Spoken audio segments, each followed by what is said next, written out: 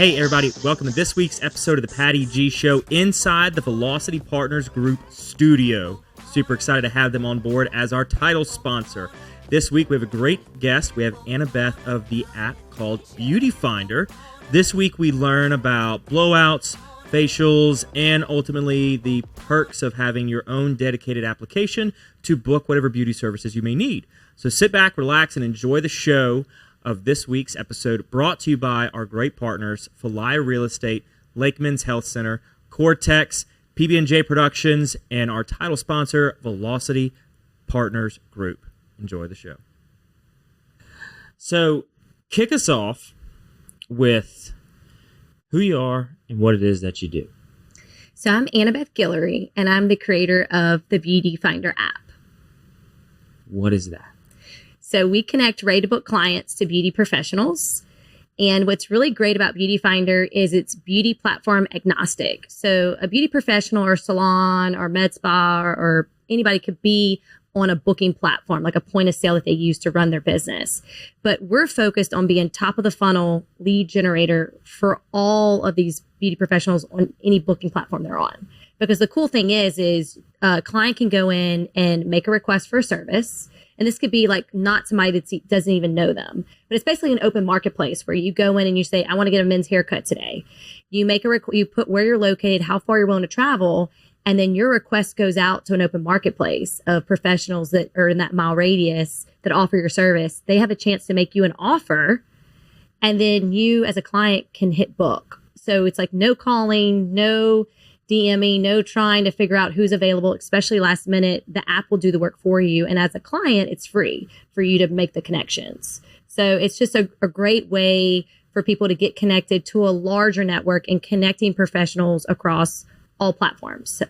So that's a little bit about how it works. Very cool. And so is this just in the hair space? Is this in the makeup, nails? What's the space we're in here? Yes. So currently we have hair, makeup, permanent makeup, tanning, like spray tans, skin, so facials, anything within hair removal. So we have that available. And then our last category is, those are our categories. Just making sure I didn't, like, hold on, let me look at my app right now and make sure I'm not leaving anybody out. But those are the main categories. And then from there, they can pick if they like it's subcategories. Got it. Okay. So, so if somebody wants haircut or color or styling or wigs or hair lessons, or if they want bridal makeup versus just, glam makeup, they have those options, or makeup lessons. Those are things they want, different types of facials they can pick as well. So, do people really book makeup lessons? Oh yeah, people do.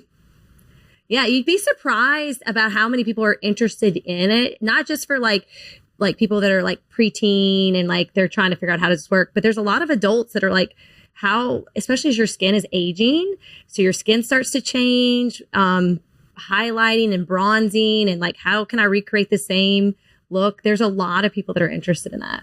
Okay. Mm-hmm. Didn't know there was a marketplace for that. I figured they just had YouTube tutorials like everything else. They do, but there's something about like being learning hands-on with a professional. So we do offer that if people want services. Makeup's also a very popular service on the app. Okay. So how did you get here? What's the background to get to this point of having an app?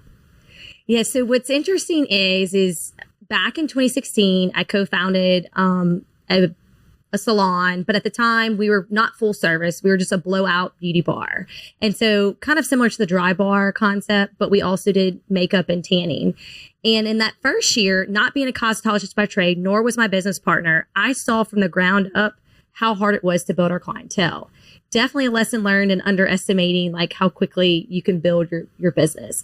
The other thing is, because it was a luxury service, meaning not everybody needs to get their hair blown out, get an updo, get makeup, get tanning done. Like that takes a little bit longer than having reoccurring clients coming in to get a cut or color or those type of services that they come back more frequently. So I remember in that first year being like, gosh, are we going to make it? Like, because our expenses were a lot higher than our revenue. And in that moment, I was like, I wish there was a place where as a business or a company, like people could know that we existed. So if people want our services, there'd be some sort of platform. So the idea actually came to me in the first year of being of launching your own place, my own place. Okay. And just being like this, like wishing that existed and Googling and searching. And keep in mind, this was in 2016 where like Facebook advertising was starting, but Instagram didn't exist. TikTok wasn't there. And so much of advertising on social media wasn't even really a thing. And so I was just like, could there be a platform that people are coming for beauty services and they could see, blush as an option? That was the name of the Blow Up Beauty Bar that I co-founded. And so it started there, but I was like, I can't go do this. I've got to get my business busier. But the idea just kept coming up over the years, both seeing it I was realizing how disconnected it was in the beauty industry for professionals and for clients, and just kept thinking, God, there's got to be an easier way to connect people. And there really wasn't. And so it kept bubbling up from a professional side. Then from a client perspective, I saw a lot of people they would call to get a service, but we were maybe booked up. Or brides would call on their wedding days in tears because their stylist got sick and they needed help. And so I was like, why in today's world with Amazon and with Uber and with food delivery, like, why can't I make a request to an open marketplace for beauty services and get offers from verified professionals and do the same? So it just kept building over the years. And then it happened to me the day of my maternity pictures. The stylist got sick. She was doing my hair and makeup. And I was literally sitting in the parking lot, 16 weeks pregnant, nauseous as can be. And I get the text saying, sorry, we're going to have to cancel. We can't. And I was like, well, is there somebody else that can do my makeup? And they're like, no, we're booked up. And so here I was like, this sucks. There's over 27,000 licensed professionals in the state of Louisiana. Why is it not easier to get connected? And so in my own moment of frustration of texting everybody I knew, putting a Facebook, SOS out there, I was like, this should not be like this in today's age. And so It was just a hybrid of those things. And then one other thing I would say as a business owner, I saw a lot of professionals leave the industry in under 2 years because they weren't building their business fast enough. So they're like, they went back into doing other things in the service industry. And a lot of professionals start their career, go to hair school or cosmetology school or esthetician school, like right out of high school. So when you think about somebody building their network at 19 or 20, like, they just haven't had the exposure. So that was another reason of how can I help connect like talented professionals to clients. So it's just been a journey, to be honest, like of how it's evolved. And so, and then I would say I kept talking to my husband about it over the years. And he was like, okay, you got to go talk to somebody. Like I had a whole Excel file of like how it all work and all the steps and mapped it all out. And he's like, I really think you should go talk to somebody. And I did. And I finally pull the trigger and I would tell you this, when I sat in a room with a bunch of men who were tech, not hang on now, Jay, this might be a real short episode. But we already addressed the camera angle issue. Now we're moving on to this. But all very much tech people that may not necessarily use Beauty Findr. Yeah, they're not your customer. Probably not my ideal customer. Like people using it day in, day out. They're like, we think you're onto something and we totally get it. I was like, okay, like they saw the vision, they got it. And then we just, I think I just needed a little bit of that. I just need to do it. I'd sat on it for years and I finally was like, let's just give it a go. So let's talk a little bit about the actual profession. Because from my understanding, a lot of these folks are independent contractors at existing salons or barbershops or what have you. What does that landscape look like on there and coming into it for the first time?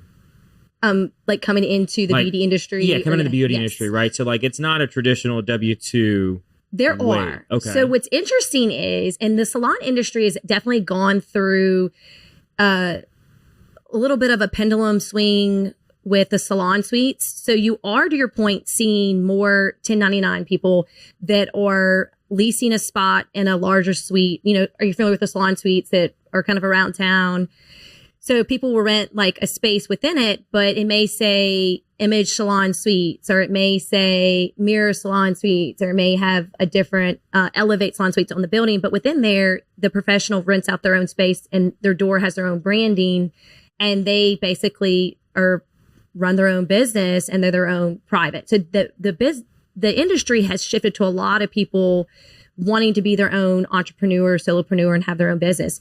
But there's still a lot of people that are doing that. And some are realizing, hey, this is kind of hard. Maybe it's nice being, just a W-2 within a salon, and I'm not on the hook for my marketing, running my finances, making sure that I have all the product and inventory, providing good customer experience, the cleanliness of the facility. I mean, when you start unloading what it takes to run, a business, it's a lot. And so some are employed by salons, some are their own independent contractors, some do booth renting too.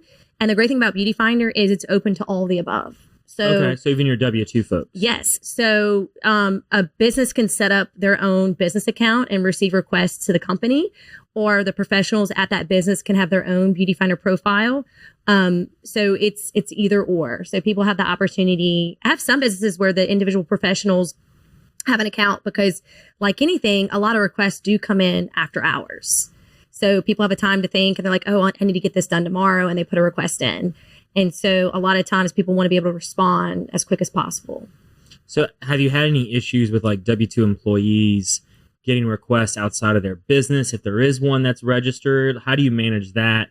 Like if I've got a salon or something, and I have employees, not independent contractors, but are they reaching out to me directly and requesting services for me? Or is it they reach out to the main salon then the salon says, okay, hey, y'all divvy this up? Correct. And then do you have some folks that are within that umbrella that make their own account and do outside? Yeah, so it has to go to the place of service. So part of the criteria is like you've got to be licensed. So we verify licensure and we verify place of service. So it's to go to a business to have the service performed. And if at any point we're finding that people are trying to do something that's not appropriate, certainly the business or anybody can let us know, and we have the ability to turn off a request to that individual. So we do have some guardrails in place. So we've not seen where people are going around the process per se from what our experience. Yeah, because I mean, I feel like within any technology or any platform like that, you're going to have some bad actors, so to speak.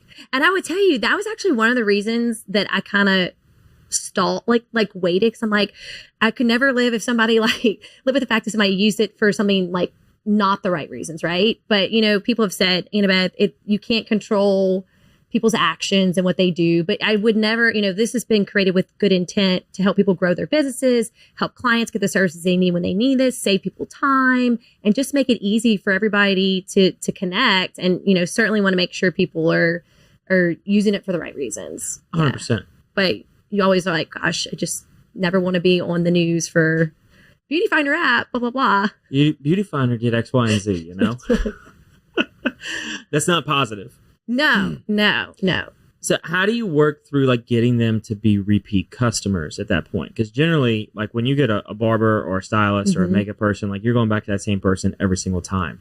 How do you then ensure that they're not going to go around you to then book that next level of service? Or do you not care?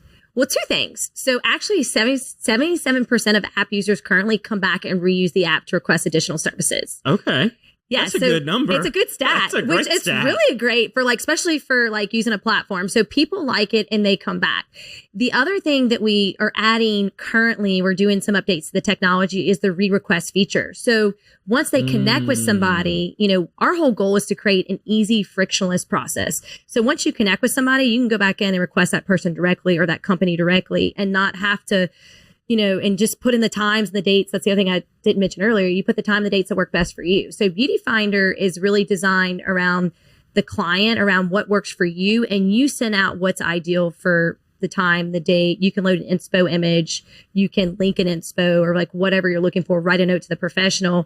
And so what's great is that goes out to the professional and then they're looking at their schedule to offer you up times if it doesn't. Did you say link an inspo? Yeah, you can link an inspo image. Like, this is what I want to be done. Correct. Okay. So, So, people want to know, especially if somebody's looking for something specific, because we have brides that are trying to get their hair and makeup done for their wedding. We have people that are wanting to do blonding, balayage, very specific colors. It also helps the professionals kind of know, okay, if this is where I'm going. This is what they want. Is that a good client to take? Because maybe that's not my skill set, right? So we want to align people as best as possible. So I would say for what's great about going back to, having people coming back and using the app is if I can create it to where it's just the easy button, which we're doing, to go back and say, hey, look, I want to get this service done with you again. I can come Tuesday through Thursday around these time range, send me your availability. It just cuts down on your time of having to coordinate that. Yeah. The other thing I would say is when you look at what people value across all generations, it's convenience. So how you are as a consumer, like who you trust. Like some people look at reviews at different generations. Some people will go to TikTok, as you know, and they're like, well, that's vetted enough for me. And so, but what thing that does hold true is everybody values convenience. And so you may, if you're somebody getting your roots done every 4 to 6 weeks, you may have a set person or you may have a set barber. But if you're getting a facial, or you're getting your makeup done, or you're getting your hair blown out for a special event, or you're getting a spray tan, you may be a little bit like, well, whoever's available will work for me. It's not as something that I'm coming back every regiment. Yeah. The other thing is what's interesting is you go to younger generations, they are less committal. So they're not as worried about, not all, I don't want to stereotype. I was about to say, because it's interesting, because like for me to get my hair like right takes a few trips. Because I'm always the one that like will, if I get my, like as soon as they're done cutting hair, like, hey, do I need to do anything else? I'm just like, nope, I don't want to do it. It's good. We'll fix it. I'm like, we'll fix it next time. Yeah. So it takes a while to get to that point, but I guess you're saying like there's like this whole generation that's just, I'll bounce around. Yes. Like sometimes people are like, I don't have to have a set person. Like, for example, and right now what's really in style is lived in color. And so that lived in vibe is it's not necessarily as polished. So I might come in every 6 months and get it done. And so maybe this time I'll go to this person, but next time I'm like, oh, I like their vibe, I'll go to them. And so it is interesting because there are some people that will have their set person and that's that, right? But not necessarily for every service. And but what I do find is people will come back and book other services too. They'll come back and they'll try somebody else out. Another thing that you hear is like people don't necessarily want to put it out on Facebook that they're looking for somebody different.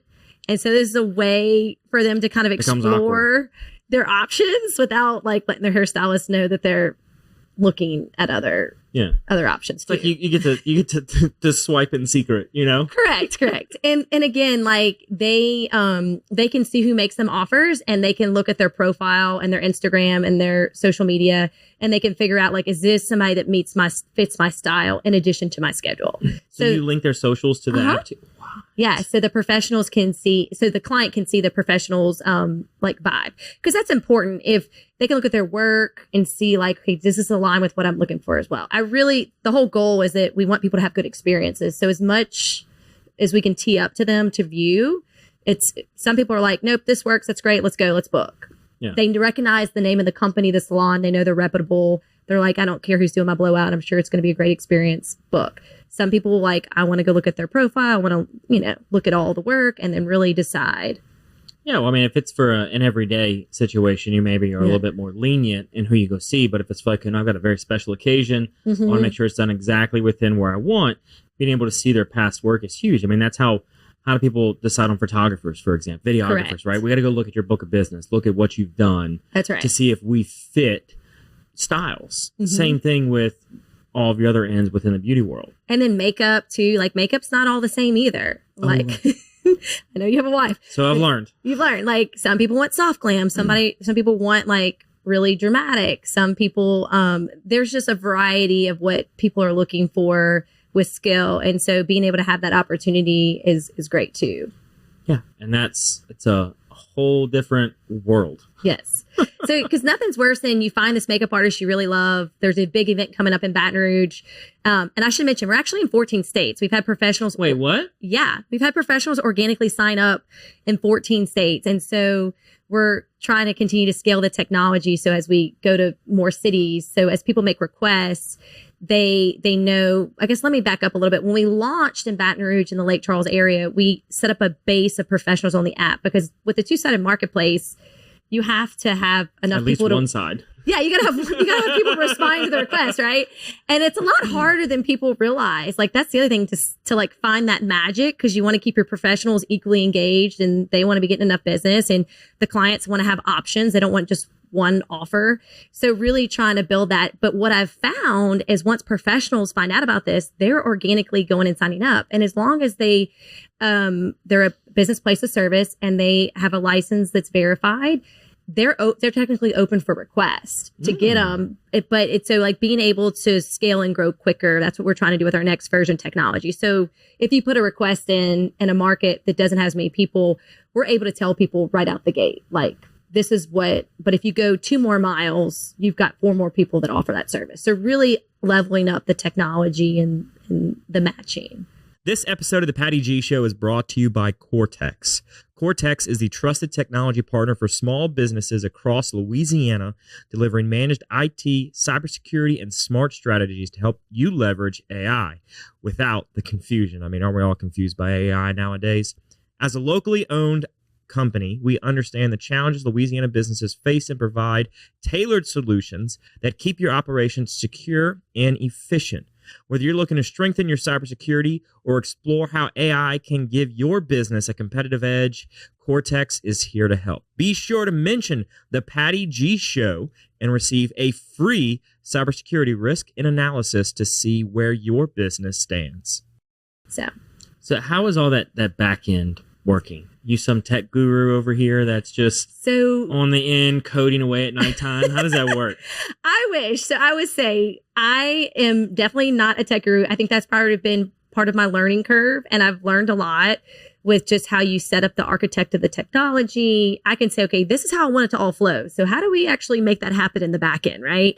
So I am learning a lot about that because at the end of the day, Beauty Findr really is a tech company serving the beauty industry and trying to connect clients to customers. But so much has advanced with AI and being able to leverage more of dynamic matching. And so that's what we're trying to, you're getting hot off the press information. That's what we're trying to integrate now to be able to make just the experience and the matching more dynamic behind the scenes. So does that include some form of like calendar syncing with the provider? So currently we're not integrated with a point of sale. Okay. So it's not down the road. We'd like to integrate with point of sales. That's like on our future roadmap.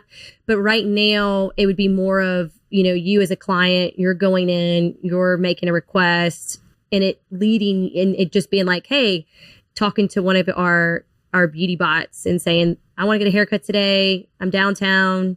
I'd like to travel 5 miles. Who's available?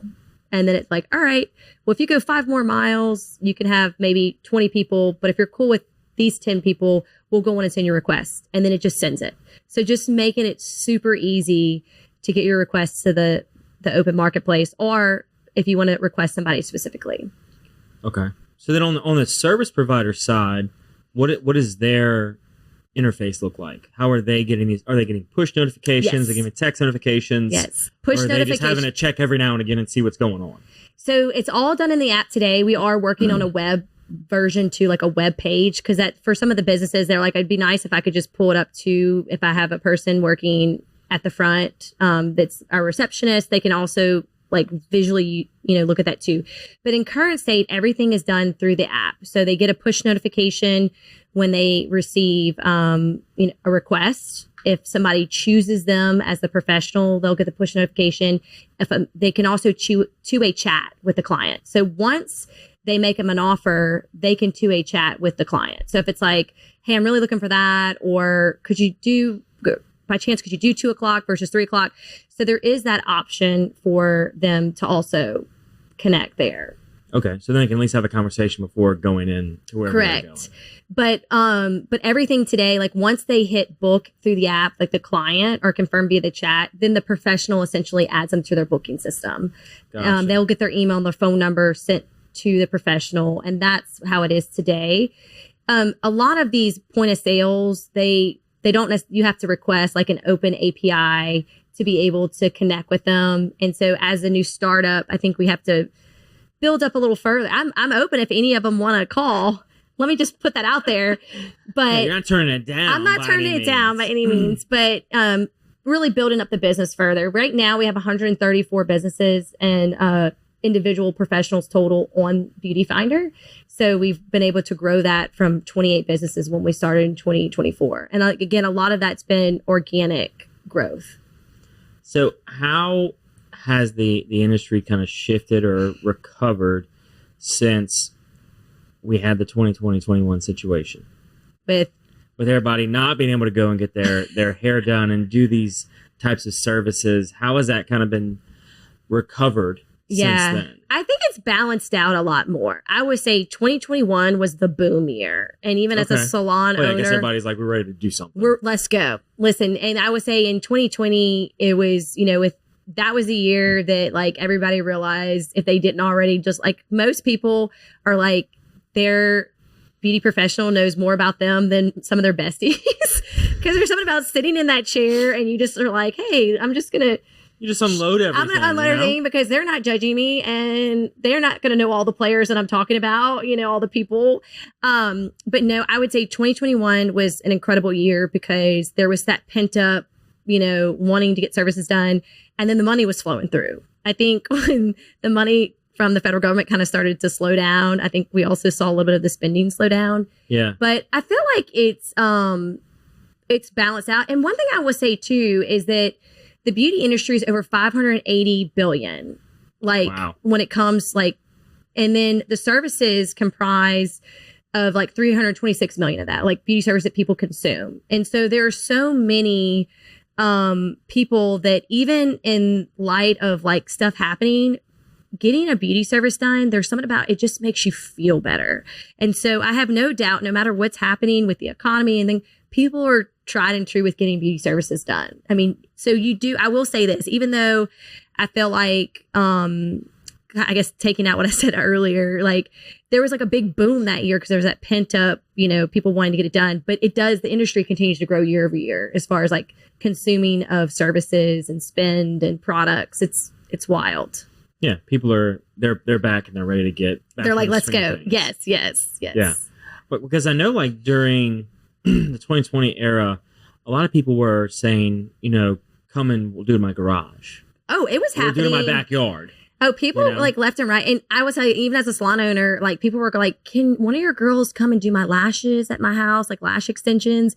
Could you just come? Can you send one of them to come do a cut and color? And we're like, okay, we cannot ask our people to come. You know what I mean? I totally get it. Right. But but it was one of those things where it's we can't mandate people go do it. But it was for sure happening, I know a lot of stylists are really nice, dropping off color to their clients and a little instruction sheet to try to which I thought was super sweet of at least try to get something going, something to help them. Because I mean, I think it was 6 weeks is how long everything was.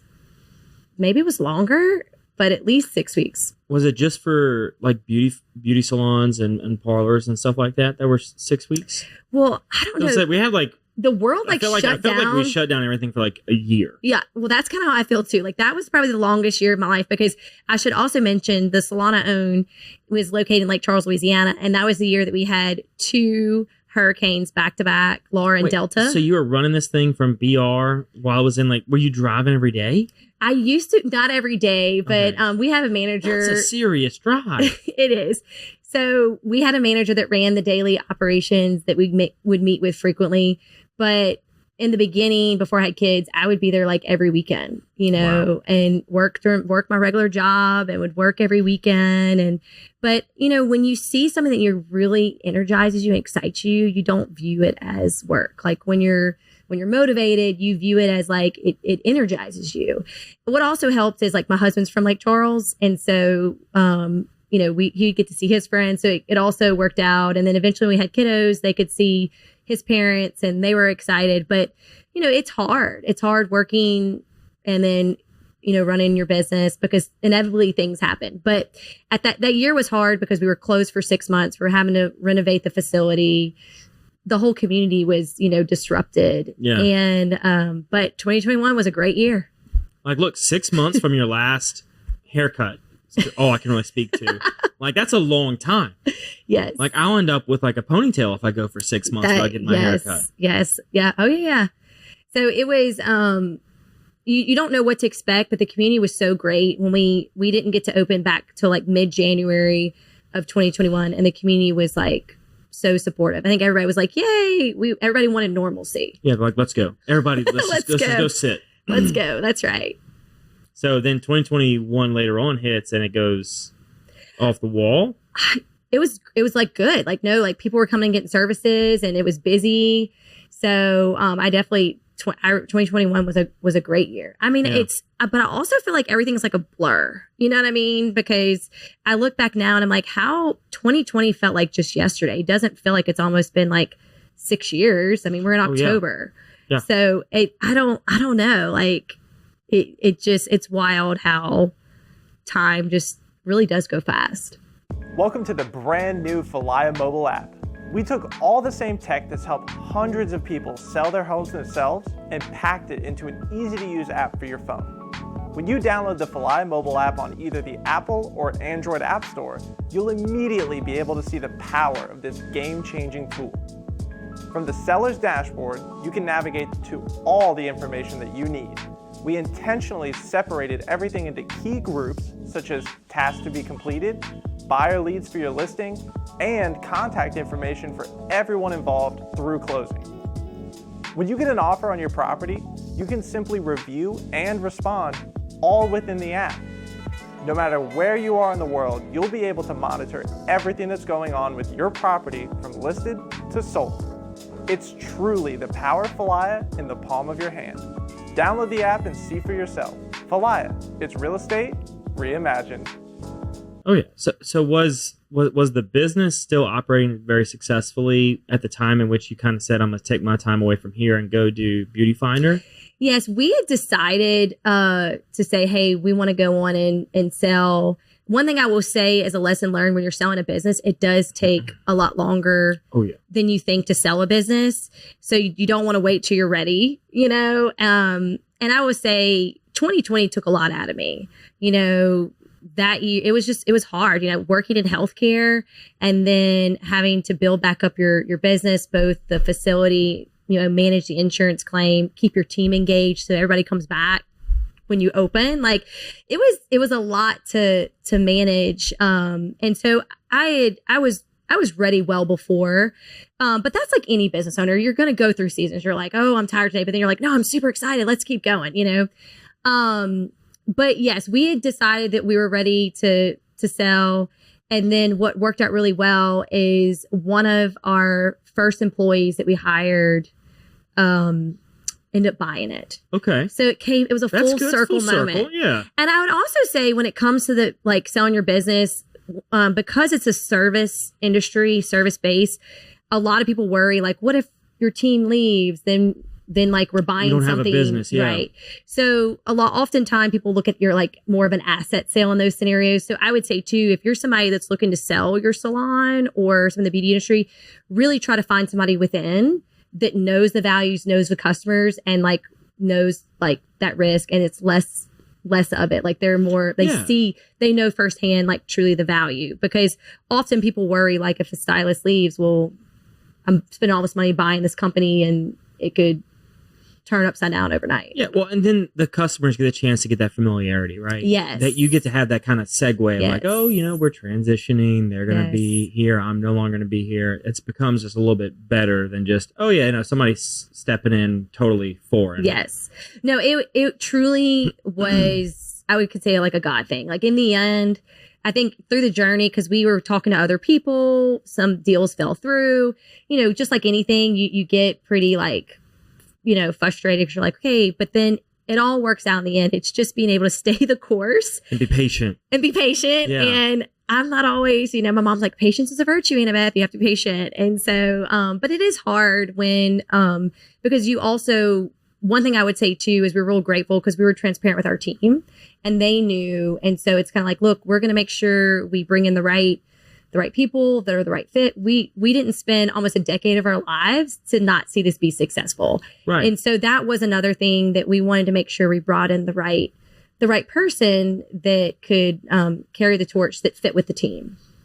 So, and how did the team feel when you said you were going to be selling it? Were they like...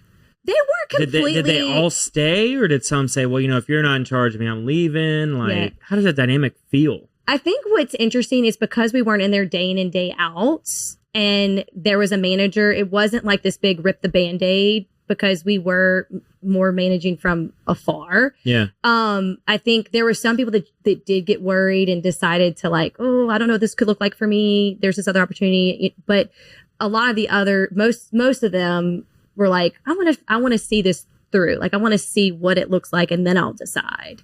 So we were very fortunate in that, because it's kind of like, at first it's like, if you're not transparent, it's really hard to get the word out. So it can always be a risk. You know, I get it in selling a company, but ultimately we wanted to make sure people were bought in. Yeah. I mean, at the end of the day, it's the right thing to do, right? It's to be transparent with both your employees and within your customers. Like if you're going through a merger or an acquisition or something, you got to at least tell people, you know, and let them decide. And so it worked out really well. And we really worked with the new buyer to try to make it a smooth transition. That's awesome. And so then you're like, now that I'm done with that, let me go straight into this app idea. Well, actually, no, I started. You started while you were there? Yeah, I started Beauty Findr. It launched in 2024. I actually started the development in 2023. Okay. So you get to reap some benefits on both sides, I hope, right? Wait, like tell me more. As a provider and the app owner. Yeah, like being able to see like both sides. Like you got to see both sides. Yes. Oh yeah. Like, and that's really what led, like, it's amazing. Like, you know, if you take the time to be present with whatever you're going through, like as a business, and you take time to reflect, a lot of what Beauty Findr came from just like my experience as a business owner and just watching the industry, watching professionals come in, seeing how it all was working and thinking like, there's got to be a better way. So I started it took about 11 months to actually develop the application, and then launched it in 2024. So it people are probably like, what, you're crazy for doing this. But again, like when you said earlier, like, what are your hobbies? It's like being a business owner, like, but it excites me and it energizes me. And I truly love it. And I have the right support, because like if my husband and my family weren't there to help support it, then it would be really hard to do what I do. Oh, no doubt. Like that's with owning any business. Yes. If you don't have a family support, it makes things 10 times worse. That's right. Because you need that. I mean, because being a business owner, it is a 24/7 thing. You're never really off. You're never off. You're not. And and you have to be accessible, and stuff happens like you all think you've seen it all, and then things just happen. You're like, okay, here's one of those. All right. Guess that's happening today. And then you're like, all right, so how do we want to handle this now? Okay, like what do we need to do in the moment, and versus what's the long-term plan, you know, and how we, if it's something that is going to be a reoccurring theme. So, well, and again, if you're not like actively working in the business or working on the business, you're still thinking about it. Oh, 100%. Like you're always thinking like, okay, if we tweak this and we do that, if we did this better, work? Yes. Can we do this? Can we do that? And then like it sparks this like just train of thought where you end up like calling the developer or calling, you know, somebody else of like, hey, let me get your opinion on this, you know, and then you're in it, and then like 2 hours go by and you're like, oh, totally it's true. Like I can throw myself into like get really hyper focused on something, especially when I'm excited. Creating and development is fun for me. Like, you know, being able to create and see it come to life, and being able to improve the experience, and I love people. I love serving people. I love helping people. Yeah. So being able to create something that's helping, you know, people, and is something that is innovative and just you can always make it better. Like that fills my cup up too. So how does that work for you on the development change side? Because you're working with a company, I'm assuming. Yes. That's developing the app and managing the app and doing all the maintenance for it. How does that work, being that you don't have an on-site app developer, for example? And that is something that we're like in the process, because of looking at, but in the sense that it's hard when you're a new startup, right? Because, you know, a computer science major, you know, person coder, it's not cheap, you know. It's not. And you need cheap. a back end, you need a front end coder, you need a designer, and all of those. And so, and with Beauty Findr, when we launched it, we did not. It was free for people to sign up, and it's free to the professional for the first 5 connections. So, and just to develop it, it can take a lot to do. So, I think for me, getting started, working with the company to get it going, like made sense. But as you grow, you really want somebody that's doing it day in and day out and working on it. And that's one of those scalabilities. So you have the resource to be able to have a full-time team. And then two, I think one thing I could have, kind of a lesson learned, like when I first started, I could have sought out like a tech co-founder and, somebody that was maybe graduating from LSU or local that was looking to get involved. But that was one thing that I just didn't even think about when I was first getting started. One thing that was important was having using local, because there's people, you can use people in other countries, you can use people like overseas. And, there's a lot of tech companies in Austin and New York and California, but I really value relationship. And so really one thing I can say is everybody that was a part of developing Beauty Findr is local. That's good. So, and that isn't all. Isn't that good to say too? It is. It That's is a good to feeling. say. It is. The designer. It's like you did it all here. I did it all here. The developing company, the person that helped, forget the right word to describe, but basically oh my gosh, when you get a company, we're going to have to edit this. Like a lawyer? No, like when you get like not an advisor, but like somebody that you contract with to help lead, like a project manager. Like, okay. So I got somebody the Lainey King, she developed the Crawfish app. I know Lainey. She was a former guest of the show. Oh, really? I love Lainey. Great. So she would help. She had the roadmap to app. So she would contract with people to help. So I was actually, like, I think her local last client before she moved to Florida. Okay. So, so connected with her too. And so being able to work with everybody, the lawyers were all local that wrote the terms and conditions, the privacy policies. Love it. The CPA local, Love it. So I am excited about that. But what I would say is, yes, having somebody working on it day in and day out that's just employed does make a difference. But when you're trying to scale, well, it's not feasible in the beginning. Yeah, right? unless you have like somebody that's a tech you give up equity. Not that you give up, but unless you partner with somebody that takes a stake, that gets skin in the game, right? Because you're probably 100% owner of this, right? I am. So there's value in that. Yes. And so the value and the trade-off is when you don't have a technical co-founder, you end up having to outsource it. When you outsource it, you got to pay for it. But then at some point, you're right. You get to a point where you're like, look, we're constantly going through revisions, updates. Yes. There's a demand here that warrants us to hire somebody full time. But what that becomes a consistent price tag. Yes, it does. And I think that, looking back, with building the team, now that what I know, I probably perhaps would have done something a little bit different, or maybe not. You know what I mean? You do have to. This is an MVP version. It was like, let's get out to market. Let's test it, see if people use it. And what we found is people used it, and we create stickiness with clients, and people were coming back. So that's what's really cool is that now, even with the architect, it's like, okay, if we were to scale, we can have an endless users on the app. But as you make updates to the codes, this is one thing that we're working on is you don't want to make one change to the code here and then it potentially impact the rest of the chain of the code. And so part of what we're looking at for the new architect is like, if I make this one change here, it's in its separate like box to where there's no concern of it affecting down the code. Because it's still like, code can break at any point, right? And the technicalness for any reason, things can just happen.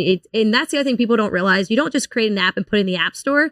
It does require a lot of maintenance. Software updates. Especially like version 2, 3, 4, 5, 6, 7, 9, 10, 12, 0.2, 0.3, 0.4. Like there's always different versions because you got to maintain it. You have to maintain it. Otherwise it starts getting clunky and it doesn't work. Yeah. Or shocking, your first idea isn't the one that's fully expected out of the end users. Yes. They want it to do something like this. They want it to tweak. They send hopefully they send their recommendations like, oh yes, we've gotten lots of feedback. If only we could do this, I would really love the app. Yes.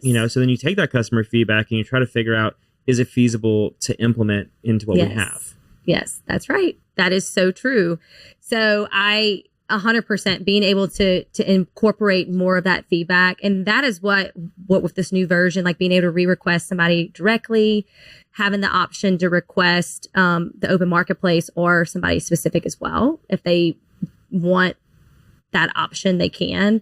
So that's our tried and true like core service, but we're adding, additional cool features, more to come, that will make it real exciting for the client experience as well and the professional. So like, how do we just make the flow just easier? And then how the connections are made. So it is fun. Like once you can validate like user engagement and people want to use it, it's like, okay, now how do we level up and make this even better? So do you like ever process payments through it right now? Not currently. So the way it works is, and that's something that's like on our roadmap to potentially do. Or at least tips, right? So what happens is because after a connection's made, the professional adds them to their booking system, all of their transactions occur through their booking system. Like, so not separate through the app. And they differ from place to place. Correct. Like where I get my haircut here downtown. Yeah. And so whenever I go get my hair cut, they'll charge me, the salon or the barbershop, whenever they're classified as, will charge me for the cut.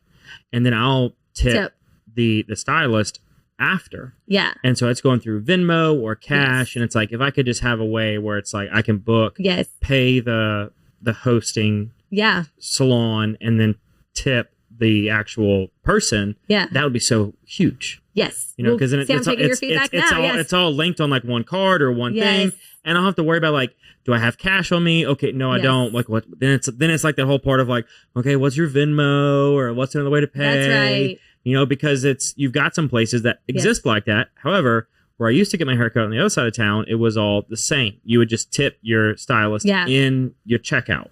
Yes.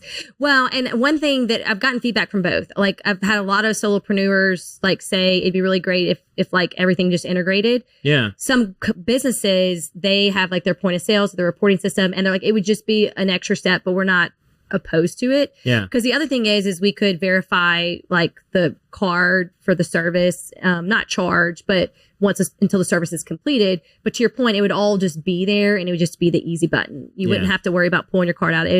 You say service is completed, and then boom, money gets sent. So that is something that we are looking at. But right now, currently, we don't process payment. And then the professionals, once they get their 5 connections free, they sign up for a monthly subscription in the App Store. So all that's done by the App Store. So okay, I was about to ask, how do you make money? Yes, subscription based. So to be able to have access to unlimited connections. Okay, so they're paying for a subscription through the App Store. Mm-hmm. Okay, so is there a world where you get away from that? Yes, that is something that we're also looking at doing. I imagine they're shaving a pretty good bit off of whatever they're paying. The App Store is, at least. They're shaving some off for them. Yeah. So the App Store takes 30% of whatever. 30? You heard me. 30%. 30%. Yes. So if you sell an app, just as an example, I have no idea your numbers. Yes. If you sell an app for $1 a month subscription, they're taking 30 cents on the dollar. And you get 70 cents. You got it. Oh my gosh. Mm-hmm. And then there is something like if you generate under like $1 million as a small business, you can like the second year, they only take like 15%. Oh, thank you. Yeah. It's still pretty significant over time, but yeah, like that is something. So I am looking at the business model too, and how we set things up, because you do give a pretty big chunk to. That's 30% off the top. Yes. Yes. That's a 30% a lot of people haircut. don't know that either. Like if you're subscription based, that is like across the board.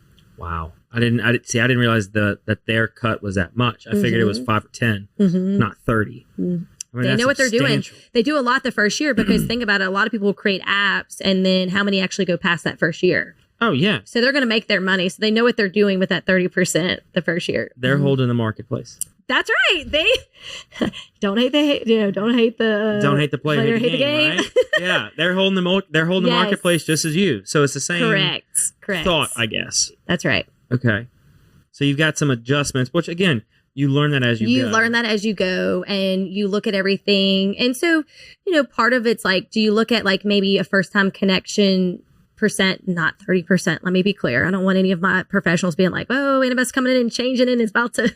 Yeah. What are you doing here?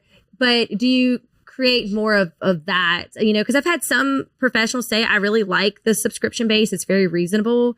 And it's known. Yes, and it's known, and they know what to, and they know like, hey, if I just get one client on the book, or or more than that, it's well worth, because they also, the other thing to your point earlier, some people do go back to them, and that does happen. And they know the value of having this person who I connected through Beauty Findr coming back as well. So I've had feedback on both sides, like we really like subscription or we wouldn't mind paying per connection. Yeah. So looking at both of those. Yeah, I mean that's a fair point, right? Yes. It's like, okay, well, I only want to pay you when I'm making money. Correct. So if I get one connection a month and it's a $40 service or whatever, sure, you can take your fee out of that. Right. But if I get no connections that month, but if with some people, if they're getting like 5, 6, 10 connections, they're killing it.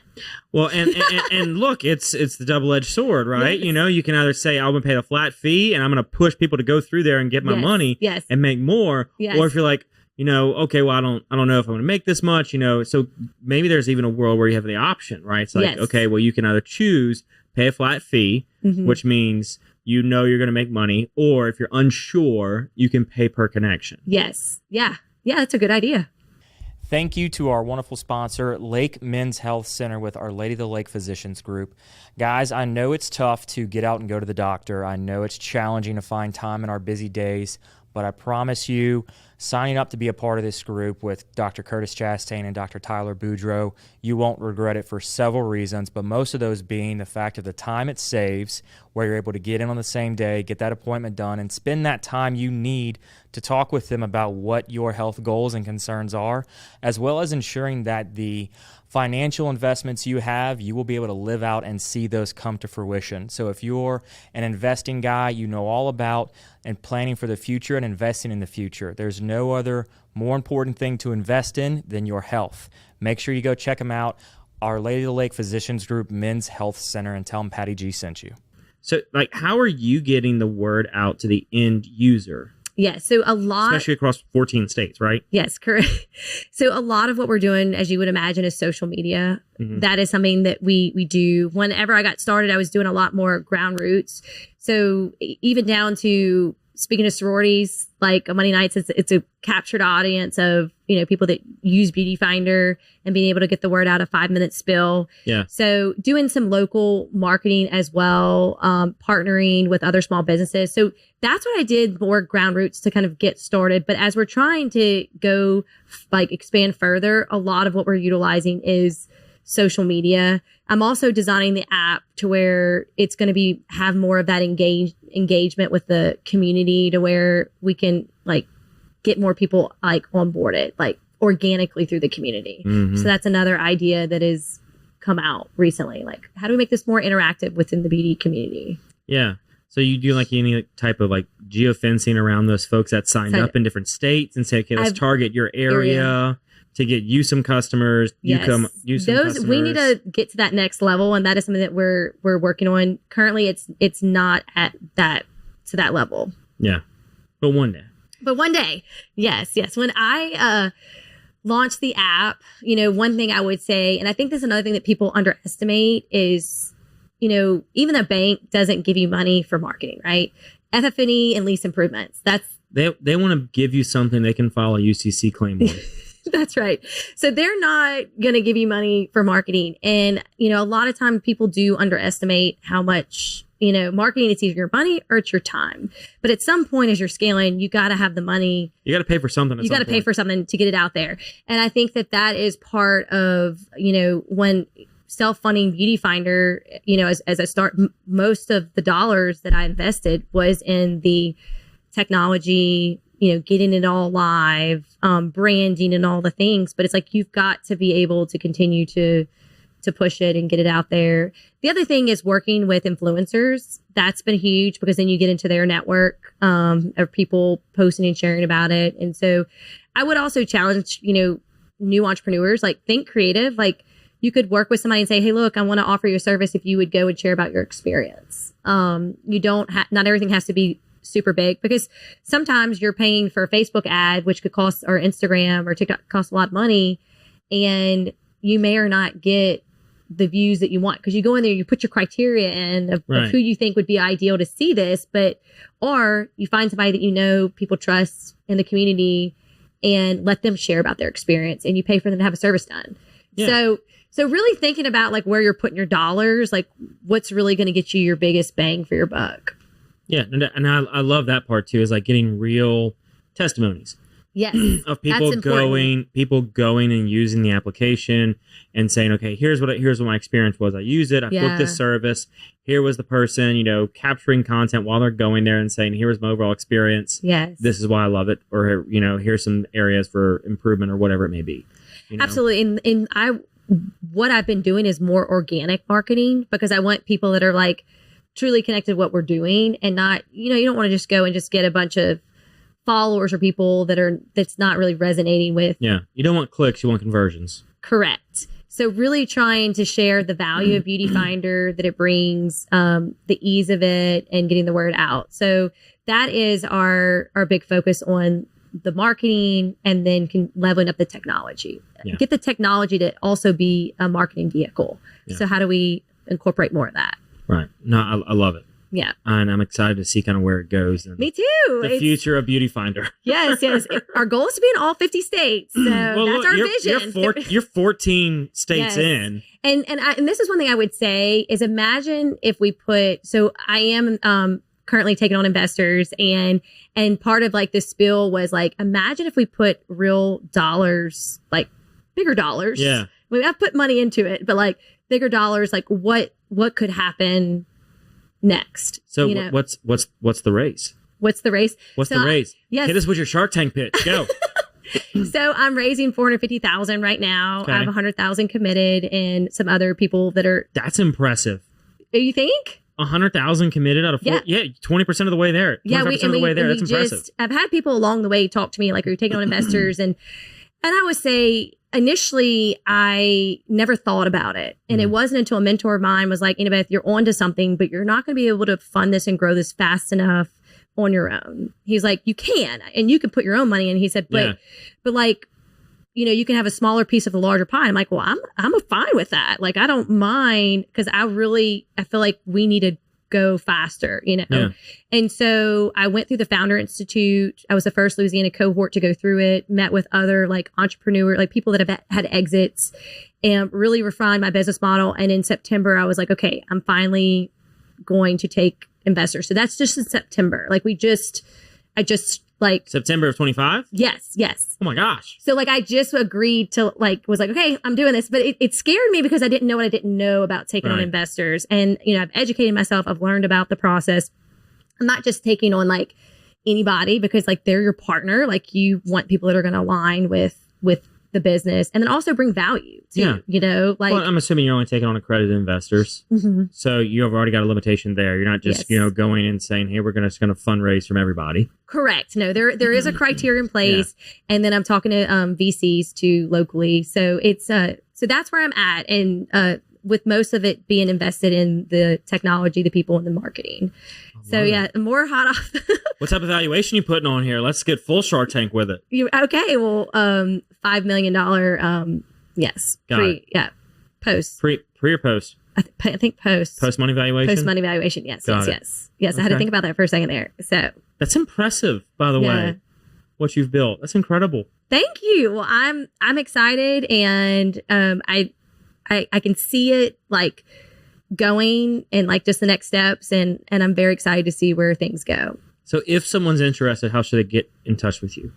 So they can reach out to me through like our website, like beautyfindr.com. Now, one thing I want people to know is it's beauty, and then it's Findr with an R. Not ER. Correct. FINDR. Yes. .com. We'll have Jay work his magic. He'll link it in the show that notes. That way they know. Again, I'm Anna Beth Guillory. They can contact me on any like social media too, but that has a way where they can like email us directly, and it has our email and our contact information on there as well. So that's like a great way to reach us if they're interested in sign up as a professional, if they're a client that's interested and want to learn more, or an investor. So, hey, that's right. I'll talk to anybody, I love it. Yes. So before we get you out of here, though, we do have a set list of questions we ask every guest. Okay. So the first one is, what is something you did as a kid you wish you could still do today? So one thing I thought about is that when growing up, like we didn't grow up with cell phones. And so you like rode your bike around the neighborhood in the summer. So summer months, like I miss having my summers off and being carefree, not connected to a phone, and just like being present and having a good time. Like that was such a fun season. And you don't realize until you get older, like, I remember my dad being like, I don't know why you're rushing to finish college so quick. He's like, hey, don't rush, slow down. He's like, once you're, but like, you're telling me that. Like, I'm always like, okay, let's get to the next thing. I realized, I was like, I think my dad was right. Like, cause once you start working, it's like, that's it. You're a professional, you're paying bills. It's not that it's it, but there's more responsibility and pressure versus just being like, you know, a kid or being in college and, you know, enjoying that season. Exactly. So I would say if I could do that, have my summers off and be carefree and not tied to my phone. Oh yeah, look, it's the great. They did a video on it where it was like you had this person who just graduated college. They had just started their first job, right? And so they started the job, and they go through the fall, they go through the spring, and then it's like May or June, and they wrap up a project. And like, great, you know, see y'all back here in September. And the person's like, what are you talking about? I'm like, well, it's summer break, right? And like, no. That was school. That was cool. We'll see you tomorrow. That's right. There's no like there's no break. Right. And they was like, wait, so you mean we just have to do this like every day for the rest of the year? And like, no, like for the next 20 or 30 years if you're lucky. You know? Yes, I know. It's totally different. And that's why I think as adults, it's really important to do the things that bring you joy. Absolutely. Like your job, you know, you hope you're doing something that also gives you passion and joy, but you're also working, right? There's gonna be good days and bad days. So you got to find other things like pour into your cup. Because like, we're not meant to just be machines, like work Monday through Friday. And then if you have a family, you're providing and doing things for them. Like you got to have that time to just be your own human. Absolutely. So. Okay. So what are 3 lessons you've learned along the way? Oh, I've learned a lot of lessons. So I would say, speaking from an entrepreneur perspective, I would say, you know, when you're starting a company, you definitely want to manage milestone to milestone. I think you can get really caught up with, I've got to get here, and you have this big plan, but then people have a hard time executing and like figuring out what to do next. So one thing I think is really being clear on, what do I need to do the next 30 days? And then designing your schedule to get you there. Right. Like actually putting your calendar, okay, well, if this is where I need to get to this many users, okay, what am I doing to actually get there? So I think just being very intentional and not overwhelming yourself and really thinking about it in milestones. The other thing I think about too is with marketing. You know, sometimes it is spaghetti on the wall and you're trying a bunch of things to see what sticks. But when you are like launching, like finding 1 or 2 marketing channels and really tracking that and executing on that versus trying to just spread yourself so thin that you're not really able to see what's working. The other thing I think is making sure you have the right mentor and advisors, people look for people that are doing what you want to do, or look for people that maybe you really admire and just have a lot of respect for and you want to learn from, and like reach out to them. I will say with Beauty Findr, I reached out to Allie Webb, who is the Dry Bar, founder and had a major exit. I DM'd her on Instagram. I was like, hey, do you ever do any advising? I'm launching a beauty app. I would love to pick your brain. She responded back to me and was like, yeah, I do. Here's the link. And we connected. And then, so she did like an advising call with me. Then I joined like her community. She was starting up this female entrepreneur group. And then I did a masterclass with her. And so had I not just like reached out, you know, I mean, and she could have not replied, but she did. Yeah. And then, so I was like, I want to learn from her and I'm going to shoot my shot. I'm going to reach out and see if she will give me her time, because I want to learn from people that she's well respected in the beauty industry. And so I wanted to learn from her. And then I also got connected with Chris Moe. He was at Baton Rouge Entrepreneur Week, and I saw him and I went up to him and I was like, look, I really would love to pick your brain. You did this in the food industry that I'm doing in the beauty industry. If you ever had some time, we could connect, let's talk. And he met with me, and it went from being like a mentor, and I was so grateful for just the knowledge. He's like, think about this, think about that. And it was just so great to have somebody, you know, guide me and give me feedback and challenge me, maybe push me along to say, okay, don't let that get in the way, just go.